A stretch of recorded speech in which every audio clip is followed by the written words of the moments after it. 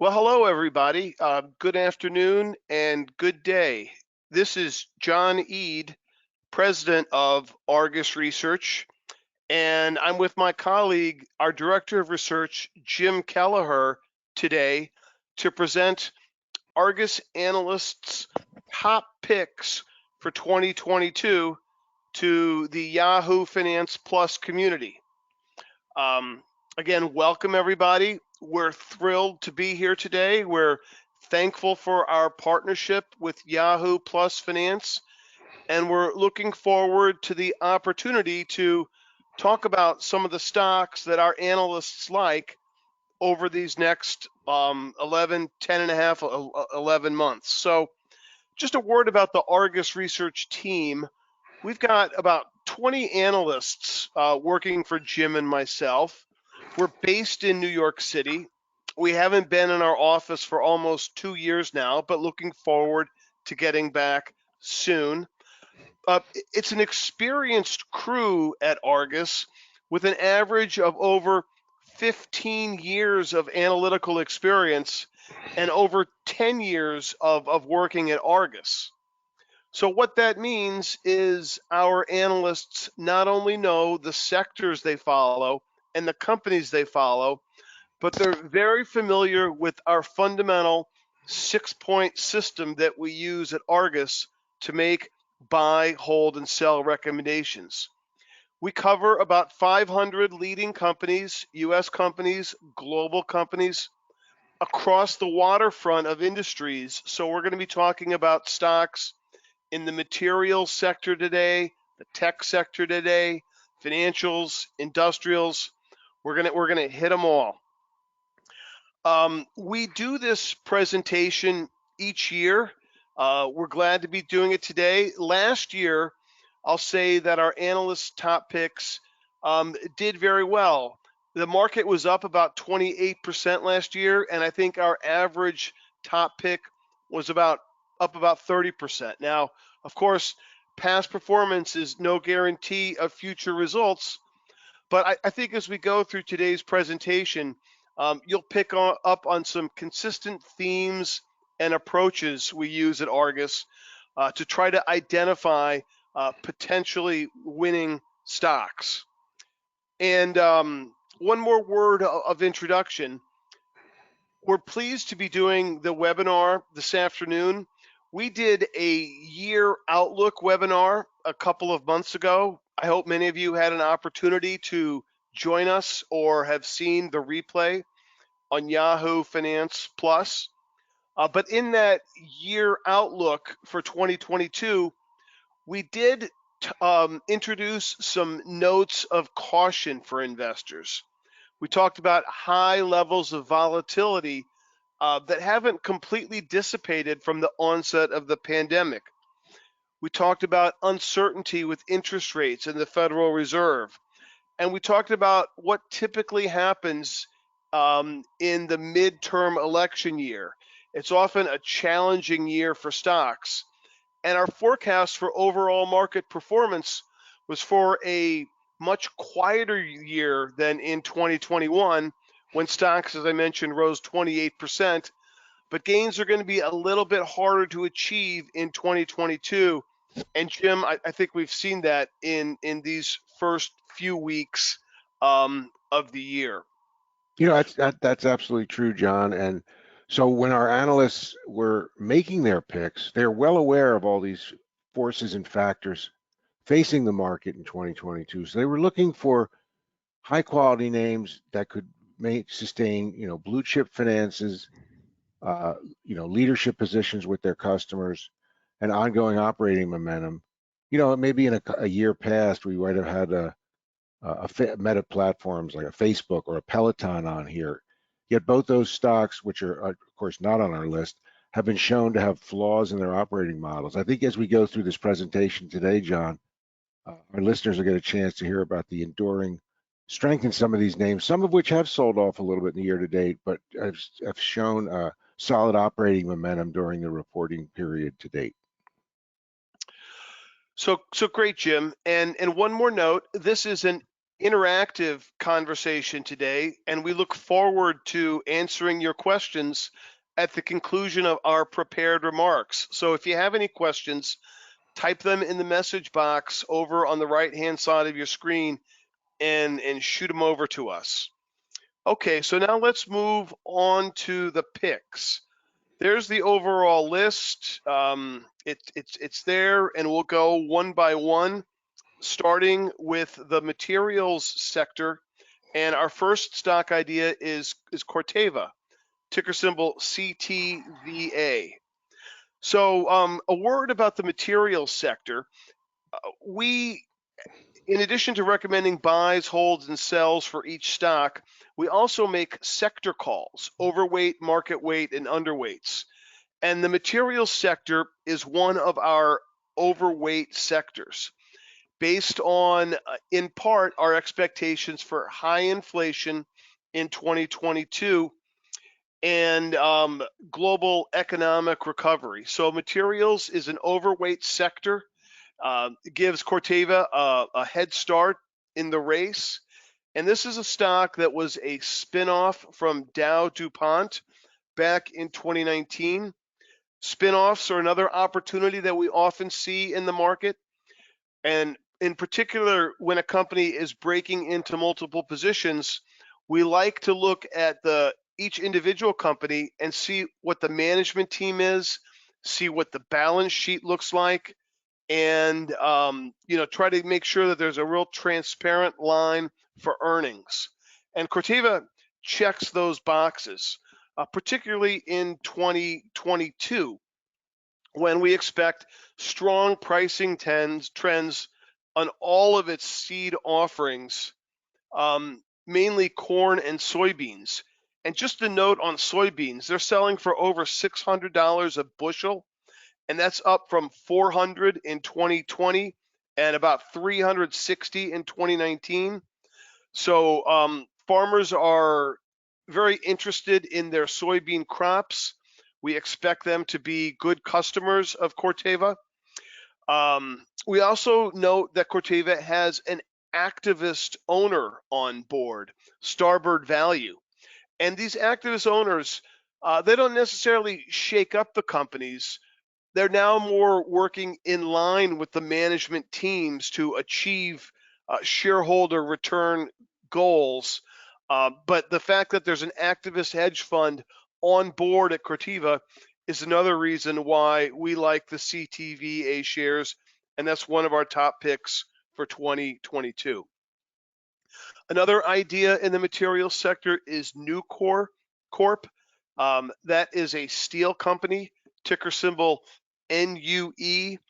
One of the things we do when we analyze a stock is we look at the stock's performance. Is it beating the market and its industry over the past quarter? Does it outperform the market and its industry over the past year?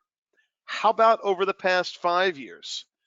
If we can check all those three boxes, those are stocks we like to see on the Argus buy list, stocks that are outperforming the market and the industry over a number of time periods.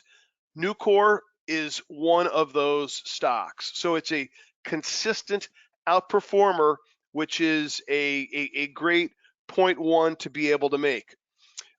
In the same way with Corteva, the commodity prices that drive Nucor are certainly much higher now. Steel prices are up 12% quarter over quarter. They've almost doubled year over year. Nucor, and another theme you're going to hear we talk about today is dividend growth.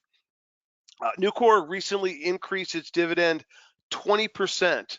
That is a major signal from the management team that the company is confident about its near-term outlook if it's going to be increasing its dividend 20%.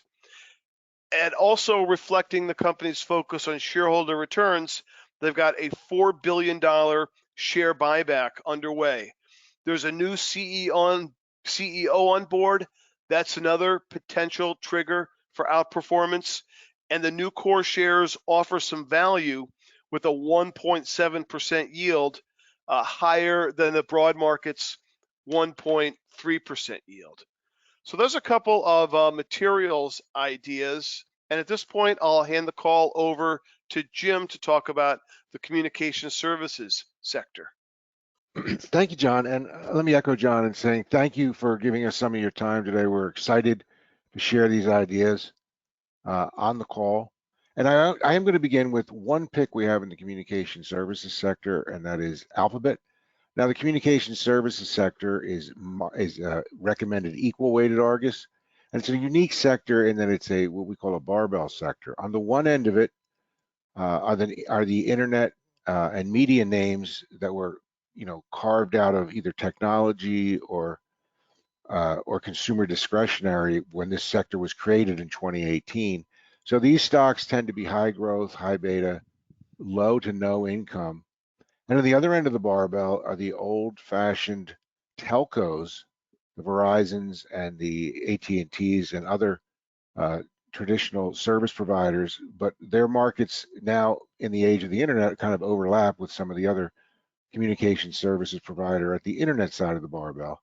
Now, if we were to recommend one from the other side of the barbell, telecom services, our communication services analyst, Joe Bonner, really likes T-Mobile US. Interestingly, not a dividend payer, which is pretty rare for telco, but growing rapidly in 5G due to the combination with Sprint. Now, looking at Alphabet, this is a company with at least three powerful franchises. First would be obviously search, but they've also been a leader in browser with Google Chrome. And finally, the provider of the Android operating system that dominates mobile communications. And really, there's only one competitor, obviously, that's the iOS from Apple. So one thing about the Google division as a leader in search also dominates digital advertising, because how many times a day do we all turn to Google to find something and we're seeing ads on there? And digital advertising has got two major growth drivers. First, the world is moving more and more towards the digital and towards the online. And secondly, advertising itself is moving away from traditional mediums like print, broadcast, TV, and radio. But in addition to having these enormous franchises of search, browser, and Android, the company is continually innovating in areas like the public cloud. They're probably the third or fourth major cloud infrastructure as a services provider. And they're also in emerging areas such as AI and virtual and augmented reality.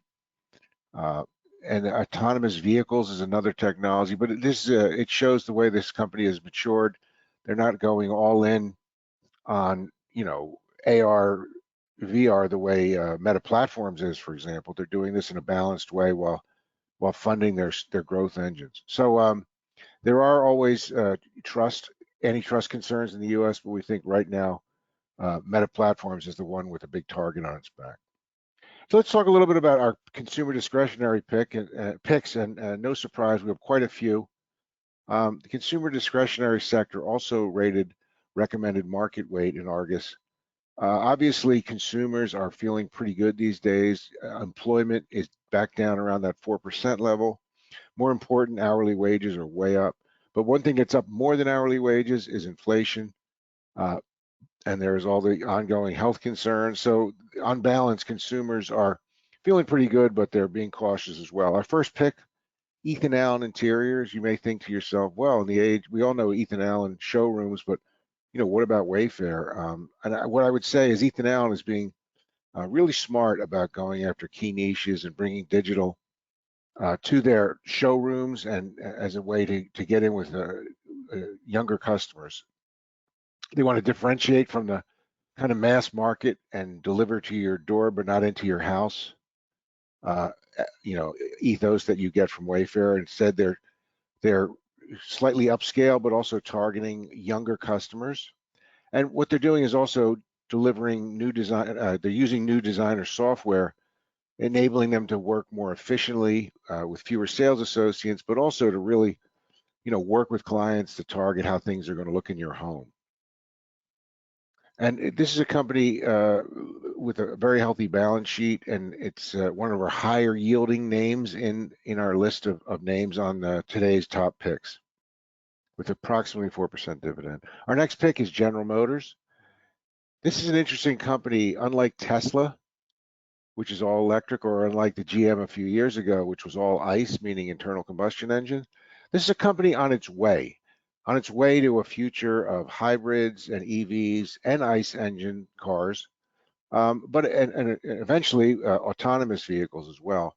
But they're being very prudent and rational about it, and they're protecting market share all across their multiple platforms and across their multiple regions. Because the company's mix is skewed towards Silverado, Tahoe, Suburban, some of the higher end pickups and SUVs, and away from sedans, you don't see a lot of North American sedans in general, but you don't see a lot of Chevy sedans out there like you once did. It's really a mix that's skewed to the top. That gives the company leading margins in the automotive OEM space in North America. And it's also, these cars are so expensive, they throw off tremendous free cash flow. And the company has gotten through the difficulties that nearly crushed it, back in the day, and has a robust balance sheet at this point in time. We're starting to think that the difficulties with semiconductor shortages specific to the automotive supply chain have peaked and are beginning to moderate. We get that from all the various companies that we cover that are outside the actual audio OEM space, such as a passive component supplier like Vishay, which talked about automotive leveling out, and given their place in the value chain, they're an early chain provider, so that's a good omen for a company like GM. And the demand is remaining strong. Consumers want new vehicles. There's a lot of pent-up demand, and we think that this demand will carry forward as GM gradually moves to get more and more EVs and hybrids in their outlook. They put the Hummer EV out last year. They're doing the Cadillac Lyriq, probably it might get pushed to the second half given all the industry difficulties around supply chain, but this is the way to go. The way we feel for a big old, automotive OEM in the U.S. to do these things gradually and conservatively. Okay, our next pick in the space is Hilton Worldwide Holdings. Obviously, with the reopening of the economy comes the reopening of travel. Now, we've always been a little cautious. During the reopening process, we've been a little cautious on the hotel side for the simple reason that, yes, we expect consumer to recover rapidly, and we certainly see that consumers are really anxious to get out the door and to see the world again, get back on vacation, experience the services and the travel they didn't before. There's a concern that the kind of event we're holding today, a virtual event rather than an in-person event, means that business travel will be forever crimped. But what we're seeing is business travel is coming back gradually, and combined with the consumer travel, we see a restoration in business travel over time, and just much more consumer room demand and consumer travel than we'd seen in the past. So this is a well-run organization. And so in addition to the kind of macro factors like vaccines and reopening that are helping the overall industry, this is a company that is extremely efficient, and their RevPAR, the revenue per room, the way they operate on a franchise basis, they've kind of become a pure play franchisor of hotels with the spinoff of the timeshare business and the sale of some additional company-owned hotels. It's a company with a solid development pipeline. It's certainly got a lot of well-known brands, and the loyalty program is, I know personally, the loyalty program is something that people pay attention to. So this is one of our best picks in that space. Our next pick, Tractor Supply. This is a retailer that serves the kind of, I don't want to call it the rural homeowner, but there's the kind of the ex-urban, the suburban, the rural home, somewhere in the middle there, the people that are, a lot of people that now live in the suburbs, outside the suburbs, that might have a little extra land, that might have some pets, that might even have, some chickens or horses, but generally, what they really do is they really serve the kind of the home market. And what we've seen is we've talked about this theme over the past certainly year and a half, but the happy, healthy home, and not just the home, but the yard and activities, etc. So we think COVID-19 accelerated growth for this company because everyone wanted to make their home space more attractive. Now, and we don't think those trends go away as the pandemic recedes, because everyone has gotten accustomed to these hybrid work models, hybrid learn models. So, as John mentioned, we at Argus will be back in the office, but we'll be probably maintaining something like a hybrid lifestyle. We'll be spending, let's put it this way, we'll be spending more time at home working, even though it won't be all the time, than we did prior to the pandemic. And I think that's a pretty common thing. So this is another company that's done a terrific job with their brand building initiatives, their loyalty programs. They've gone omni-channel, and they're using the success in the physical retail world to accelerate their online sales as well. And we like retailers that have a blended approach to physical retail, treating their shops as, so to speak, fulfillment centers, and accelerating their online sales. It's another company that is feeling good about their cash flows, raising their dividend a year ago. We look for them to do it again. And so let's move on to one more name in the space, which is the original leader when it comes to splitting physical sales with online sales. Williams-Sonoma, Chris Gray, our experienced retail analyst, one of his favorite picks forever and ever, and certainly his favorite pick in the specialty retail space. It's, again, another name that during the COVID-19 crisis had some of their stores closed for a while, but mainly the stores were open. But particularly, they were able, because they had such an established position on the online side, they were able to keep their sales momentum going. And it's a company that Chris really likes, given their ability to work with their designers. It's shown that they can, they what Chris calls their rare knack for building brands and product lines from scratch. So in addition to, the kind of, you associate the kind of kitchen goods with this firm, they've done, they're in quite a lot of other areas, furniture, et cetera, and they've really been succeeded in carving out a place for that kind of Williams-Sonoma brand. It's another company that should be well positioned. We saw a tremendous explosion in new homes and existing home sales in the early days of the pandemic. That's moderated a little bit, but it seems like the trend towards millennial household formation is firmly in place, whether that's an apartment or a new home. And I think we're going to see continued momentum and continued demand for Williams-Sonoma products right here. Again, this is not a super high dividend payer, but they're a consistent dividend grower. At 3 times they raised their dividend during the pandemic, and they're currently yielding in that kind of 1.5 to 2% range. So, John,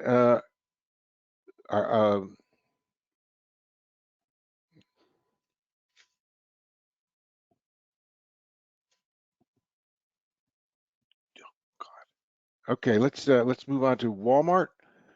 And I'm sorry, I kind of forgot I was going to do the Walmart call, so let's do that one. Walmart is another, obviously the leader in the mass market, and this is a company that was very well positioned heading into the pandemic, in the sense that they really were considered an essential business. They really didn't shut their stores at all, and the consumers that limited their visits to supermarkets also made a point of getting by Walmart for all their needs and their goods. And this is a company that has spent years and years and years developing their inventory, their RFID tracking system. So they are extremely efficient in preparing for seasonal trends, whether it's the upcoming Valentine's Day, or whether it's Christmas or Halloween or Thanksgiving, whatever it might be. They're always well positioned in advance. They use their store, they're big stores, but they use their store aisles very efficiently. And at a time when the supply chain has really been challenging, this is a company that's using its financial strength to invest in supply chain and technology, and to keep its stores operating and fully stocked. Another thing this store has done is it's been able to kind of maintain its margins, even though it's raised pay for its associates across the board. And it is one of the largest employers in the U.S. But Walmart is also cognizant that its associates, its salespeople, are also a big slug of its customers. So that's their ability to sustain margins even as they're raising wages for literally hundreds of thousands of people is very impressive. The return of investment continued to go up, for example, even as they were doing this. So we think the company is going to be continue to move cautiously in international markets. It's focusing on faster growing markets. It's not trying to be a kind of company that is in every single market it goes into. It's going after markets including our North American neighbors to the north and south, and also the big Asian opportunities. And again, a store that if you go in the store, the first thing you see are the place to pick up online sales for ship to store. And just whether it's ship to store or ship to home, their online business is going great guns. And finally, on the dividend front, another company that increases its dividend every year, not a great deal, but every year, and the current yield is about 1.5%.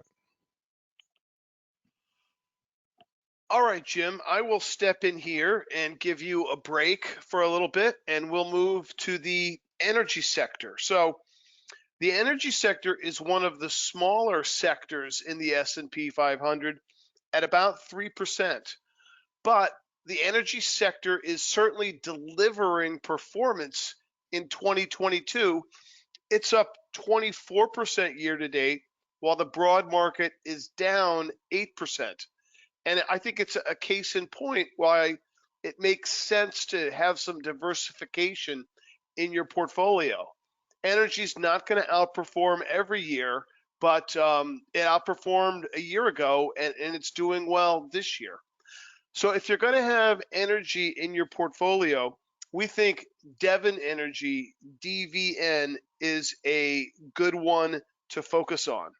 Why is energy doing so well right now? Well, it helps that a barrel of West Texas crude is just about $90 right now, and that was below $30 at the start of the pandemic. So it has tripled over the past couple of years. $90 selling is good, especially when you're Devon and you're located primarily in the Permian Basin in West Texas and New Mexico, and your finding costs are as low as you're going to get outside of Saudi Arabia at about $35 a barrel. If you go off deep water in the Gulf of Mexico, you're 60, 70, 80 a barrel, which is profitable now. If you're up in the oil sands in Alberta, you're about $100 a barrel. So the Permian is the place to be. That's where Devon is. It's making a ton of money right now with oil prices as high as they are. And interestingly, we like what management is doing at Devon. Under these kinds of conditions, a lot of energy companies would be going full guns blazing on increasing production, focusing on production at literally all costs. However, Devon focuses more on free cash flow and the cash generated by that production than it does on absolute production. And with that kind of focus, this is a company that has paid a dividend for almost 30 years in a row. That stands out when you think about the energy companies that slashed dividends, omitted dividends, or even went bankrupt, during the early stages of the pandemic. And they've also done something innovative where they've got a quarterly dividend that they pay, good times and bad.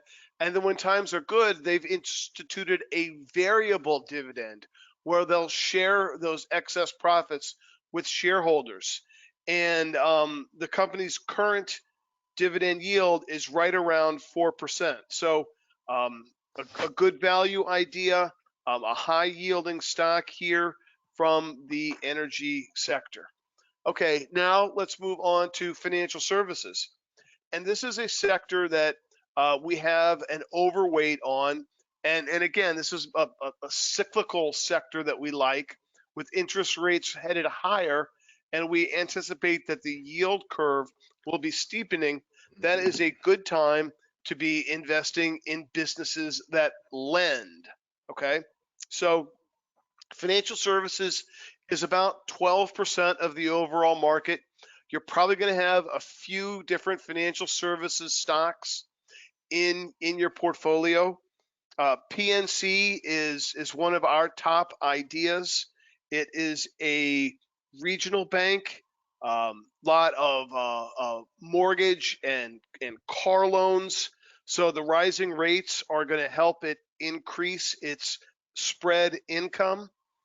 The company is growing by acquisition.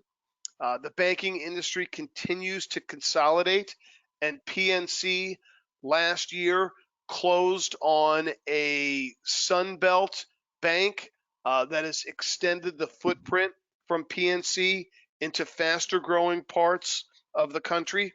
PNC management is well accustomed to integrating new businesses, and it's expecting more than 20% EPS accretion this year in 2022. So above and beyond the impact from rising rates, you're going to see an impact to earnings growth from this acquisition. The company has its capital plans approved every year by the Federal Reserve. The Federal Reserve usually waves a nice green flag, keep going. And with a 9% increase in the dividend last year and buying back almost $3 billion in stock, this is a value idea. We get a lot of questions. Do you like growth stocks? Do you like value stocks? We like stocks that we think are going to outperform. Lately, those have been growth stocks the past 10 years. But as we go through our presentation today, you're certainly going to hear about some value ideas. In the banking group, one is PNC Financial with a PE of about 14 compared to the market PE of 20 to 21. So PNC Financial is a top pick for us in the financial group. We'll move on to the next one, and that is the life insurance company, Prudential Financial, another value stock trading at 8 times earnings with a 4% yield. The insurance industry is different business model from most of the companies we're going to talk about today, and investors in insurance companies don't focus as much on earnings per share as they focus on return on equity. And price to book ratio is as important as PE for this group, whereas in many other groups, analysts don't even bother with price to book anymore. However, Prudential has very high returns on equity, mid-teens, 14.5% average over the past 10 years, and that compares to the industry average of 9%. So it is a profitable company. It's focusing its growth initiatives overseas. That's where there's more life insurance opportunities than in the relatively wealthy and almost fully insured U.S. So it's got global growth opportunities. Prudential is a consistent double-digit dividend grower, a value idea at 8 times earnings with a 4% yield. And now we'll stay in financial services and we'll look at a different kind of financial services company. That's S&P Global Inc. The first two we've looked at have been more spread businesses, PNC and Prudential. Standard & Poor's, S&P Global Inc. is more of a transaction business model in the financial services group. And transactions have been a great business up until this recent rising interest rate spate. S&P was on our top picks list in 2021. It was one of the outperformers. It rose more than 45%. S&P Global has a couple of very, very high margin and lucrative businesses. It rates credit securities, bonds, AA, AAA, A, B, so forth. That's about a 50% plus margin business.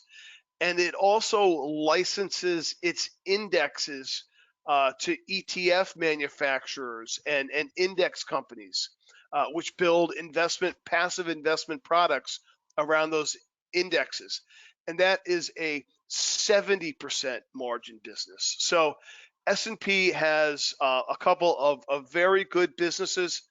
It's got a very transparent management team, a long record of this management team under promising at the beginning of the year and then over delivering and raising guidance as the years go on.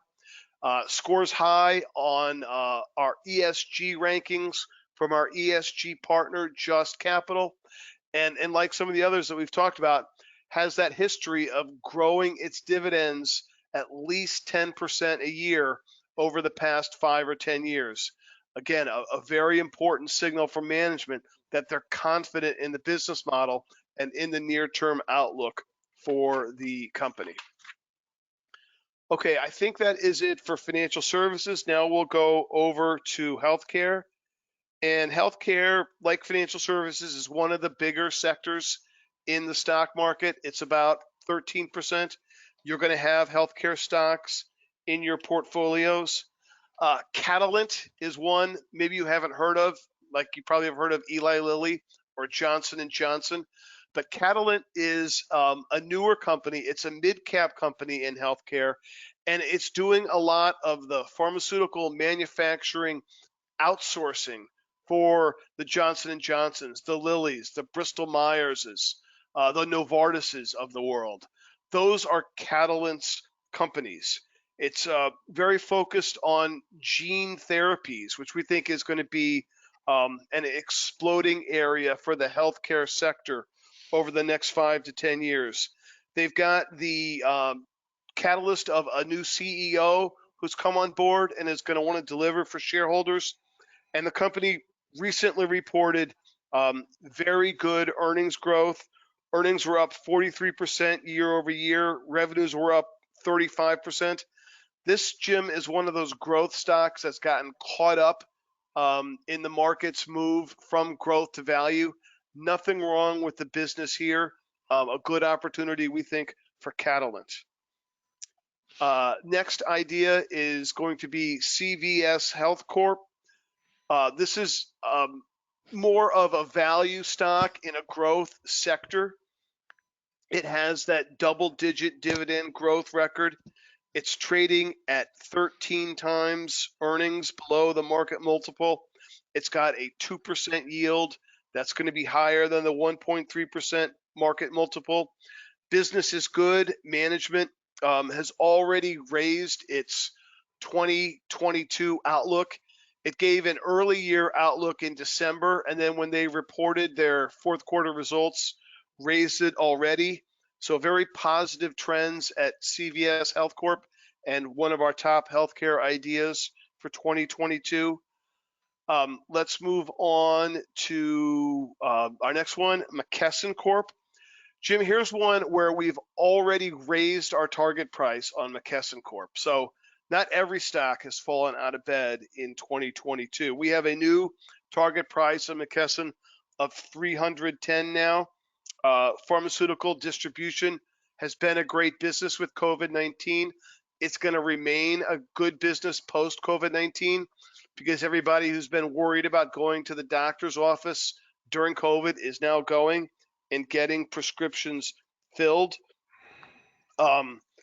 There's a company that's guiding analysts and investors to 30% earnings growth in 2022, hiked its dividend 12% a couple of months ago. And despite all of that growth, Jim, offers value with a PE of 11 times. So Mckesson is a healthcare stock we like. And one more healthcare idea is Moderna Inc. And Jim, this is kind of one where you can have your cake and eat it too. Moderna is certainly a growth stock. Its earnings are growing from, I think, a loss last year to over $28 in 2022. So, but the stock has fallen sharply, so it's trading at about 6 times those earnings. And so for 6 times earnings, you get earnings that we have a lot of confidence in. Moderna delivered 800 million COVID-19 shots in 2021. We think it's going to be $3 billion in 2022. They're working on that next generation of COVID-19 vaccine. Chances are we're going to need it. They're also working on a flu vaccine, a respiratory virus vaccine, and a vaccine to treat CMV, which is the most common cause of birth defects. So this is certainly a growth idea, but it's been hit so hard by investors running out of growth stocks in these past few weeks that it's trading at only 6 times earnings. So that's it for the healthcare sector, Jim. Now we'll move over to the industrial sector. This is another stock we had on our list last year as a top performer. It returned more than 80%. Nothing has changed for Old Dominion from 2021 to 2022. The trucks are still the biggest market share in the transport industry, and it's not as competitive as the rails because the industry is so fragmented. Old Dominion's got a great record for delivering goods on time and not dinging up goods. So it's able to charge premium prices and still deliver fair and high quality service. And it uses that extra cash it generates to reinvest in its equipment and in its distribution centers. We think on the other side of the pandemic, the supply chain is going to be even more important than ever. And ODFL, I mentioned earlier, we like the companies that outperform over the 3 months, 1 year, and 5 years. Jim, I'm not going to tell you that I'm smarter than the market, but if I see a company that is outperforming over all these periods, hey, let's see what they're doing right. And one of the things that ODFL does is it's that consistent double-digit dividend grower. So one more industrial idea, Jim, and that is AECOM. This is an engineering and construction company, and the big idea here is infrastructure spending. We've got a bipartisan trillion-dollar infrastructure spending bill that has been passed and signed, and is going to be spent over the next 5 to 10 years on different road and water and infrastructure projects. That's what AECOM does. The company has been sharpening its business model, and it's been divesting non-core businesses, reducing the debt on its balance sheet, improving its margins. And as the infrastructure spending bill works its way in through the economy, we think AECOM is a company, and ACM is a stock that's going to benefit. And I will turn it over to you. John, thanks for that overview on those important sectors. And we have one REIT pick today, and that is Host Hotels and Resorts. And the REIT structure is kind of unique. And we've got, the thing about the REIT sector is you've got timber REITs like Weyerhaeuser, you have apartment REITs like Equity Residential and Avalon Bay. You've got storage center REITs like public storage. You've got healthcare REITs, healthcare doctor's office REITs like Health Peak. And there's, of course, the traditional office REITs such as Boston Properties. It's a very diversified sector, and Host Hotels has a very unique operating model. What they do is they acquire hotels and operate them. They Host as we were putting this together around year end, Host owned 80 luxury hotel properties with about 4,500 rooms, and they really do, they do partner with all of the companies that you're familiar with, Marriott's and the Ritz-Carltons, Westons, Sheratons, Hilton, of course, and Hyatt, as well as overseas brands like Novotel and Swisstel and Ibiza and et cetera. So what we think is good about their model is by focusing on the kind of the luxury brands, they can really control their predictability of their business, because assuming the economy is open, when it's open, these hotels tend to be very high occupancy. The company has consistently outperformed street expectations. More recently, and they'll be reporting very soon, but they recently posted their third quarter FFO, which was compared to a prior year loss. No surprise in those pandemic quarters. But this is also one of the only, this is the only lodging REIT with an investment grade credit rating from Moody's, and that way, Host is an attractive holding for investors who want to be exposed to the lodging industry recovery and want to play a very specialized play on the luxury side. Now, the stock does not currently pay a dividend, but we think their dividend paying potential is significant. Very unusual for REIT not to distribute to shareholders, but we think it's only a matter of time before they begin to pay. Now, I want to talk a little bit about the technology sector. I mean, REITs is a market weight sector for us. Technology, John, as you know, has been an recommended overweight sector for Argus for many, many years at this point. And that's because of the kind of continued expansion in technology. You don't need to go back more than a couple of years when technology was a little more than 20 to 25% of the market. It's currently almost 30% of the market, and that's after carving approximately 5% of the sector out into the communication services sector. So on an unadjusted basis, technology really is, more than a third of the market. And I think the difference today with a few years ago is technology companies used to sell to one another. Now every company is a technology user, and technology companies sell to everyone. And we're certainly seeing that with a company like Cloudflare, which is a software company, a top pick for Joe Bonner, that enables companies to operate cloud-based network services and get their applications to run more securely and faster. And they can do this with their kind of monitoring software that clients can use with no need to add new hardware, change code, install new software. So it's all remotely monitored and maintained. And because everyone, of course, pretty much every company has some kind of internet presence now, but companies are now more attuned to how important it is to have a cutting edge enterprise, internet presence. So enterprises everywhere are upgrading their services, and they want those apps to run as efficiently as possible. They want their communications with their customers to be absolutely seamless and top notch. And this is a company we expect to grow organically, but it's also going to make the occasional tuck-in acquisition to increase the value of its platform. Our next name that we're going to look at today is a very familiar name, and as John said about Old Dominion, this was on our list last year. Nvidia Core, this is truly a transformative company.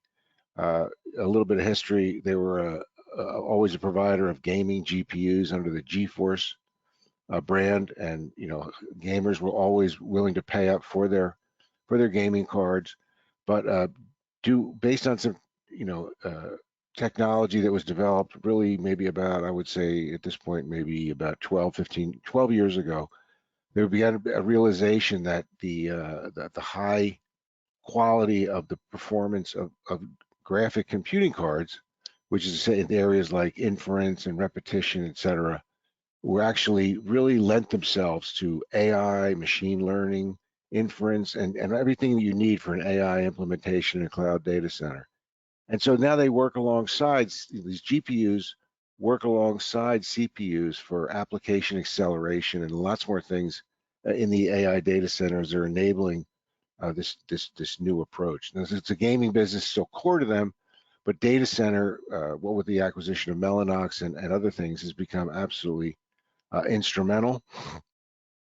They're also a leader in autonomous vehicles with their drive technology. Now that's slowed a little bit. It's not quite getting off the ground as fast as some people think, but it's a big, it's a potential game changer and probably their biggest potential market. Now that as of yesterday, Nvidia announced they're going to step away from acquiring ARM. I don't think we ever felt that ARM was a sure thing. In fact, all along we felt it was a reach, and so we're not surprised that deal's not going forward. The market similarly barely responded to what seemed to be a fait accompli. So we think Nvidia will do fine without ARM Holdings, and we recommend establishing or adding to positions in this company because it's kind of the preeminent vehicle for participation in the AI economy from the semiconductor perspective. Our next technology pick PayPal Holdings, John, a good example of a stock that's been caught up in the tech selling whirlwind. And it's possibly, potentially because of the fact that, there's a reset. People are thinking, well, gee, how much of how many, payment intermediaries do we need out there? There's all these other companies like Block, which is the former Square. There's obviously the incumbents, the Visas and MasterCards. But what we think is this company is growing in leaps and bounds because it's that ability that consumers love, that if they're not, you might have a Prime account, but if you saw something and you wanted to buy it and you're on that the new company's site and you're like, oh my gosh, I got to create a whole new account to buy a pair of snowshoes or whatever it is, I'm on this site. But there's PayPal as your option, and PayPal has a really unique position that way. There's nothing really equivalent to that. There's no equivalent service where you go on a new or strange website and you don't want to create an account with them. You can go right to your PayPal, and so it's just become an enormously differentiated and leading edge platform for that. And the company, despite being around for a long time, much longer than the Squares or Blocks of the world, it's remaining in this high growth phase. And our analyst Steve Bigger sees this continuing to grow in high teens revenue growth with some good operating leverage, turning that into mid-20 EPS growth. And they've historically been innovative in the payment space. And in addition to that familiarity advantage, we think it's going to use some technology advantage to grow payment volumes, and also to push. They're well established internationally, but that's a big runway for them. A lot more room over there, and to get more and more merchant acceptance. Okay, and one of the other names we want to highlight today. This is a company that has kind of, I'd say they've weathered the storm, John. They've weathered the storm of the tech sell-off in January much better than many of their rivals. And I think it's simply because there's a realization that this company has kind of hit it out of the ballpark with every mobile phone technology. They led in 3G, they led in 4G, and now they are really benefiting as 5G goes mainstream. There's always a concern that Apple would develop its own thin modem. Apple does not use the processor, the Snapdragon processor, but it does use the Qualcomm modem. But we think it's more important that Qualcomm maintain its royalty licensing business with Apple than it sells silicon to Apple. And you can see where Qualcomm is going because they're really highlighting sales of those Snapdragon central processors to major handset makers, whether that's Oppo, Vivo, Lenovo, Huawei, all those firms over there that are really taking off. And this is a company also that's been in near constant litigation, whether it's with countries like the U.S. or the European Union or Korea or China, or whether it's companies such as Nokia or Texas Instruments or you name it. And and Apple finally, and then pretty much all of those issues are behind. So we think the company can finally focus on leading the market, in this case, the 5G market, which we expect to be in a multi-year kind of rollout. And John, let me turn it back to you. Okay, Jim. Well, thank you for the review of those stocks. One last stock to talk about before we get to the questions, and that is American Electric Power Company, Inc., ticker symbol AEP. So, we talked about the energy sector earlier being 3% of the market. Well, so is the utility sector. It's about 3% of the market. And while it's not necessarily outperforming this year or in regular years, the beta on the utility sector is about 0.4. So it's 60% less volatile than the broad market. And by having a utility stock or two in your portfolio, there's a chance that your portfolio holds up better, when the stock market falls 7% or 5% as it did in January. And if utility is not going to be a fast growth sector, then let's find a good value in the utility sector. And that's why we present American Electric Power. It's got a dividend yield of 3.5%. That's higher than the average dividend yield of 3.1%. It's got a price to book ratio of 1.9 versus the industry's average of 2.2. And it's got a PE ratio of 18, whereas the PE ratio average for the industry is 23. So, Jim, the utilities can offset some of the volatility of the broad market, and you might as well find value in utilities.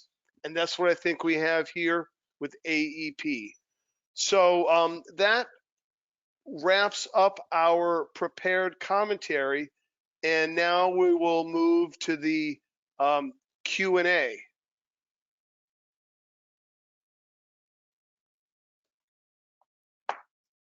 Okay, the questions are coming in, and we'll start off with a kind of high-level one. That is, do you see a sector rotation from growth to value? Jim, you have some thoughts on that? I do, John. And this is what I would say is, I think, we like value on a cyclical basis, and we like growth on a secular basis. And let me explain what I mean there. So you've got a lot of factors that are pushing investors away from growth stocks right now. And the top of the list is obviously rising rates. Growth stocks are perceived as vulnerable in a rising rate environment, and it's also cyclical stocks, are seen as more attractive. Financial services stocks benefit from rising rates. Rising rates are associated with rising prices. Wealth in the ground stocks, that is, you talked about the change in commodities and energy prices. Those things benefit. So in the near term, as the market tries to get used to higher interest rates, we see investors favoring value right here. But our research, John, has demonstrated that that the market can tolerate interest rates, and that we expect this rate cycle to end at a relatively low rate level, historically speaking. So for the long term, all the things that are driving investment in the growth sectors, which would mainly include the digitization of the world, the rise of a global middle class that wants a lot of new electronic devices, the rise of the internet, 5G, mobility, AI data center, and then you're talking about electric powertrain for vehicles, autonomous vehicles, robotics, Internet of Things. All these secular drivers are going to keep demand strong for growth over the long period. And let me turn it back to you, John. Yep. Okay. Jim, I'll take these next couple of questions. One is, what possible companies that will do potential spinoffs can investors on this panel look at? And you know what I will do is I would point you to a weekly list that we published on Yahoo Finance Plus. It's been a couple of weeks ago. Let's see, where is it? Stock picks, weekly list. Yes, that was on January 31st. We published a list of stocks that we think are breakup candidates, including, well, Johnson & Johnson and General Electric we already know about. GlaxoSmithKline and Unilever are a couple from the consumer area. Colfax is an industrial company that's splitting off its healthcare businesses. Some of the defense companies, the growth has slowed, so maybe Lockheed Martin and General Dynamics are candidates there. And Teva Pharmaceuticals has quite an array of healthcare properties that don't seem to work very well together, and that may be a split-off candidate as well. But we've got a weekly list coming out every week on Yahoo Finance Plus, and that's an area to look for ideas. Next question was, what companies do you see falling in the category of dividend aristocrats, or like Nucor? So let me guide you here to a theme portfolio. We have 6 different theme portfolios on the Yahoo Finance platform. One of them is our dividend growth theme model. That was updated at the end of December. There are 30 stocks in that theme model portfolio that are all the double-digit dividend growers that we've talked about. So Names that we've talked about today include Old Dominion. That's in the portfolio. S&P Global is in the portfolio. We touched on that. Also, companies like Microsoft, Automatic Data Processing, Sherwin-Williams, Masco, BlackRock, JP Morgan Chase, Home Depot, Advance Auto. That's one of the things we like about this double-digit dividend growth theme. It doesn't drop you just in one sector, but you're able to put together a diversified portfolio of companies that are all committed to that aggressive dividend growth. So again, that's a theme portfolio that is always available on the Yahoo Finance Plus site. So Jim, here's a market related question. Do you recommend buying the current dip now or waiting a bit? Well, John, thank you for that question. And let me talk generally. We think the dip right now is related to fears of inflation,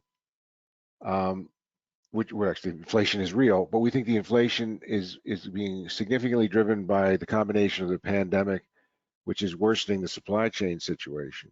And it's also being driven by the rise in interest rates. But our research has demonstrated that the market will eventually rise in a period of rising interest rates. And we also feel that the Fed has got an aggressive set of goals in the next 2 years, but it's going to be very flexible and may not have to raise rates quite as much, particularly if we get a more kind of more moderate or more normalized demand environment, supply chain heals itself, and some of those pricing pressures go away. So, we're bullish on the market, and we were recommending the market at the end of the year, John, when it was priced, about 5% higher, whether if you're talking about S&P stocks, or 8% higher if you're talking about NASDAQ stocks. So we would recommend buying the dip. It's almost inevitably been true whether you bought the market in March of 2020 on a real deep sell-off, or whether you bought 5 and 10% corrections, that you're able to get in at more attractive prices in a long-term rising market. Thank you, Jim. We've got time for a couple more questions. Here's Sure. one. How will you assess company dividends and interest rate increases? I'm happy to talk about that. Yeah, So, right, we're anticipating that interest rates are going to rise. Typically, that can slow corporate profitability because interest rates can cut into margins. But rising interest rates often, especially with a steepening yield curve, signal a good period of economic growth coming ahead. So for the stocks that we've talked about here, Jim mentioned that dividend yield sweet spot, probably between 1% and 2.5%. These are growth and value, growth and income companies. And a rising interest rate really shouldn't affect their ability to pay a dividend or grow a dividend. And again, I mentioned the portfolio of companies that have grown their dividends at least 10% a year for 5 years in a row. Some of them much longer than that. That's where it's part of the company's culture. Let me say a word about the other spending plans that are still working their way through Congress. To pay for some of those spending plans, one of the thoughts is to raise taxes on share buybacks. So if the government is going to do that, I think you're going to see companies switch out of share buybacks and more into dividend growth. So that could be a positive for dividend. But let me also say, rising interest rates probably aren't going to help the stocks that are yielding 8%, 9%, or 10% for two reasons. One, as interest rates rise, investors seeking income will move out of stocks and into higher rates. And two, the dividend yields above 7, 8% may well signal that a company is in distress, and those higher interest payments could actually force a company to cut its dividends. So the sweet spot of dividends in that 1 to 2.5% should be okay. The high dividends may be a little bit more at risk with higher prices. And Jim, the last question I want to address here is kind of like a technical question about this presentation. This presentation listed target prices that our analysts had put on these stocks. And the presentation was prepared about a month and a half ago, and there's been a lot of volatility in the marketplace. Some stocks have widened the gap between their target prices, and some, we talked about Mckesson, has already reached its target price. So we've had to increase that. I think what I would say about our analysts and target prices, when an Argus analyst raises a stock to a buy, it is the analyst is anticipating that the stock will outperform the market on a risk-adjusted basis over the next 12 months. And that tends to be at least a 10 to 12 to 15% increase. Then as stocks approach their target prices, the analysts have to decide, am I going to lower my rating or am I going to increase my target price? So we're in the middle of the earnings season, and I think a lot of these stocks, the analysts are readjusting their target prices. But my feeling is, having surveyed the analysts and having them given us these stocks for our best picks for 2022, you're probably going to see higher target prices on these companies in the Argus reports that are going to be published on the Yahoo Finance Plus website over these next few weeks. But Jim, you may have a final thought on that as I do, well. John. I wanted to say generally we've got a lot of, and thanks everyone for there's hundreds of, people on the call, and so not surprisingly, many more questions than we can get to today. But many of them have been on the order of, we talk about Hilton, and someone will ask, what do you think about Marriott versus Hilton? We talk about GM, someone will say, what do you think about GM versus Ford? Our last question was, will Intel ever reach the foundry production levels of a Taiwan semiconductor? Where does it stand with AMD? I want to point Yahoo Finance Plus users to the fact that the totality of Argus analysis is available to you. And for instance, if you were to go and take a look at that Ford note, you'd get a good view of what they're doing with their F-150 Lightning, which is their electric pickup truck. Double the amount of orders they're taking with the goal of getting up to 600,000. You get a lot more detail on GM's schedule than, John, we went after 25 stocks in a very brief time today. We can't get to that level of detail, but you can get these questions answered simply by delving into that rich amount of data available. When you talk about Marriott versus Hilton, Hilton's revenue is under $2 billion in a quarter. Marriott's is over $3 billion, yet you quickly see that EBITDA margin for Hilton is higher than the EBITDA margin for Marriott. And similarly, we spent a lot of time talking about Intel's so-called Intel, 2.0, their foundry production plans, and we'll be talking about AMD more, which today posted its highest ever CPU market share. So just John, there's just so many of these questions can be answered by delving deep into the information available to users of the Yahoo Finance Plus platform.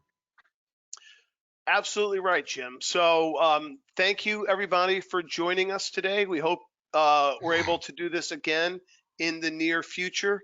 And as Jim said, continue to access the Argus Insight and Analytics and Ratings and Forecasts on the Yahoo Finance Plus section of Yahoo Finance. Thank you, and have a great rest of the day.